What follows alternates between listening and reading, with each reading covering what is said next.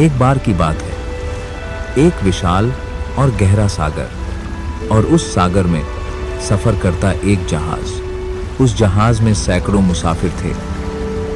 हर कोई अपनी मंजिल की तरफ बढ़ रहा था, लेकिन अचानक मौसम ने करवट ली। लहरें तेज हो गईं। हर कोई जान बचाने की कोशिश में लग गया। लाइफ बोट्स पानी में छोड़ी गईं। लोग कूदते गए, लेकिन एक व्यक्ति था जिसे जगह नहीं मिली।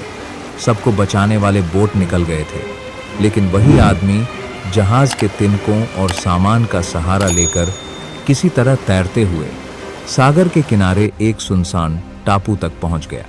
वो थका हुआ था, भीगा हुआ था, लेकिन जिंदा था। उसने मन ही मन ईश्वर को धन्यवाद कहा। होश आया तो खुद को उस वीरान टापू पर अकेला पाया। दूर दूर तक कोई नहीं था।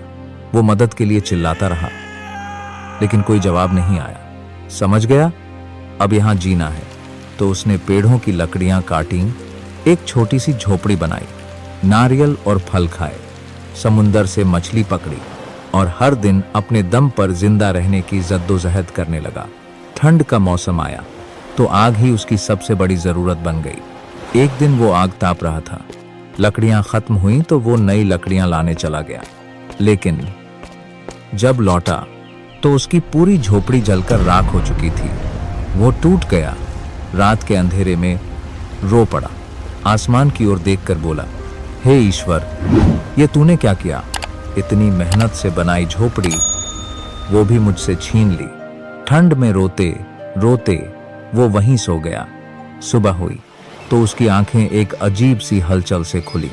सामने सागर किनारे एक बड़ा जहाज खड़ा था और उसके पास कुछ पुलिस ऑफिसर्स। हैरान होकर वो बोला, आपको कैसे पता चला कि मैं यहां फांसा हूं? पुलिस ऑफिसर मुस्कुराते हुए बोले, आपने ही तो फायर सिग्नल भेजा था। वो चौंका, फिर अपनी जली हुई झोपड़ी की तरफ देखा और समझ गया। उसी आग को देखकर उसकी मदद के लिए लोग पहुंच गए थे। वो मन ही मन सोचने लगा, जिस आग को मैं अपनी बदकिस्मती समझ रहा था, वही मेरी मुक्ति का कारण बन गई। वो फिर से आसमान की तरफ देखता है और नम आंखों से कहता है, ईश्वर, तू जो करता है अच्छा ही करता है। दोस्तों, कभी कभी हमारे साथ जो हो रहा होता है वो उस वक्त बुरा लगता है, लेकिन शायद वही घटना हमें आगे बढ़ने का रास्ता देती है। इसलिए मुसीबत में भी ईश्वर पर विश्वास रखो, क्योंकि ईश्वर जो करता है अच्छा ही करता है।